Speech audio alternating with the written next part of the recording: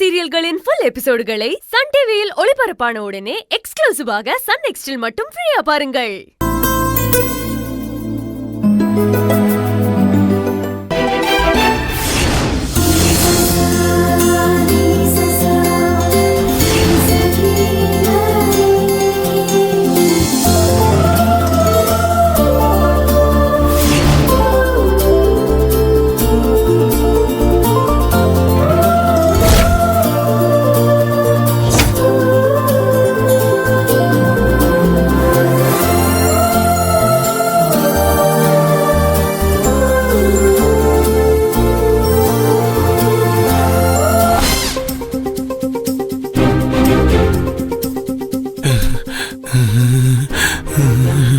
ஆரம்பிச்சிருச்சே.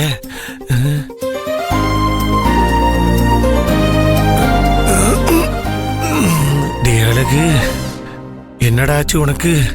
இவ்வளவு நேரமா நல்ல கம்பீரமா தானடா பேசிக்கிட்டு இருந்த.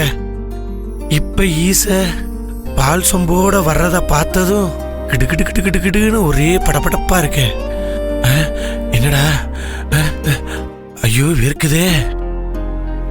டேய் அழகு சுந்தரம், இன்னைக்கு நீ பாலக்காட்டு அப்பாவி ராஜாவா இருந்துடக்கூடாது. மண் மதன் சிம்பு மாதிரி இருக்கணும்டா. ரத்னவேல் பாண்டியனோட வாரிச உருவாக்க போற வீர தீர பராக்கிரமசாலியா இருக்கணும்.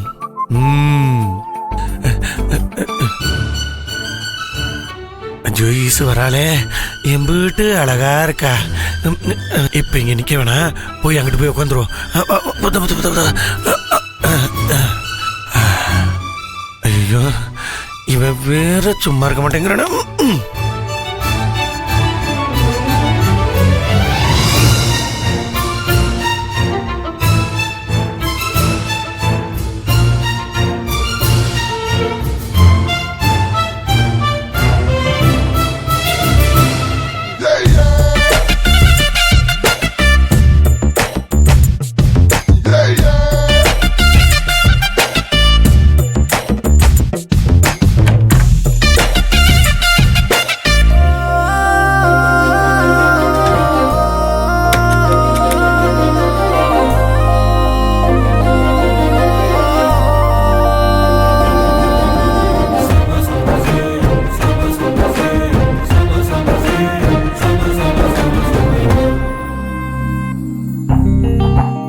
சின்னையா, என்ன கையில பூலாம் சுத்தி இருக்கீங்க? இதுவா, இன்னைக்கு மல்லிவேட்டி மைனர்னு ஒரு படம் பார்த்தேன். அதுல முத ராத்திரியில இப்படித்தான் கையில பூ சுத்தி இருந்தாங்க. அதனாலதான் அதை பார்த்துட்டு. சரி சரி.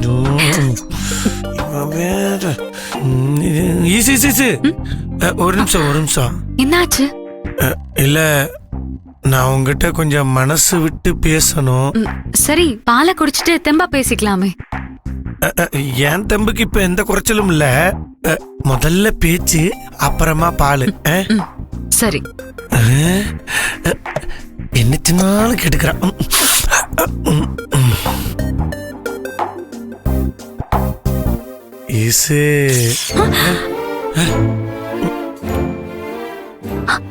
என்ன சின்னையா, நீங்க என்னமோ மனசை விட்டு பேசணும்னு சொன்னீங்க, ஆனா கரண்ட் கட் ஆயிடுச்சு.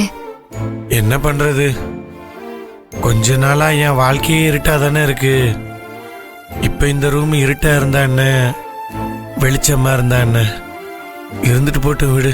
என்ன சின்னையா, ஒரு மாதிரி பேசிட்டு இருக்கீங்க? இப்ப என்கிட்ட சண்டை போடுற ஐடியால தான் இருக்கீங்களா? ஐயோ சத்தியமா இல்லை ஈசு. இதுவரைக்கும் நம்ம சண்டை போட்டதெல்லாம் போதும். நான் உங்ககிட்ட கொஞ்சம் பேசணும். அப்படியா? இருங்க, நான் ஒரு மெழுகுவத்தி எடுத்துட்டு வரேன். ஈஸ்வரி, நீ இந்த இருட்டுல கூட பௌர்ணமி நிலா மாதிரி பிரகாசமா பளிச்சுன்னு இருக்க. ஆனா நான் தான் அதுக்கப்புறமா வருமே அமாவாசை, அது மாதிரி இருட்டா இருக்கேன். அதனால நான் உன் கண்ணுக்கு தெரியறது கொஞ்சம் கஷ்டம்தான். அதனால ஒரு மெழுகுவத்தி எடுத்துட்டு வாயேன். ஐயோ சின்னையா, சரி.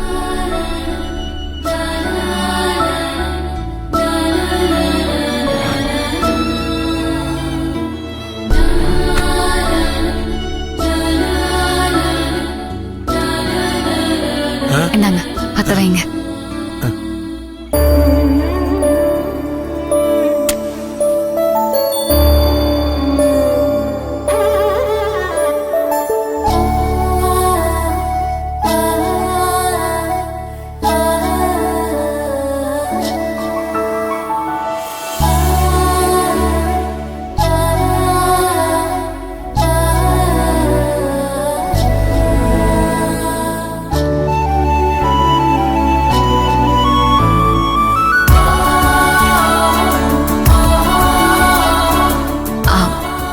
சின்னையா,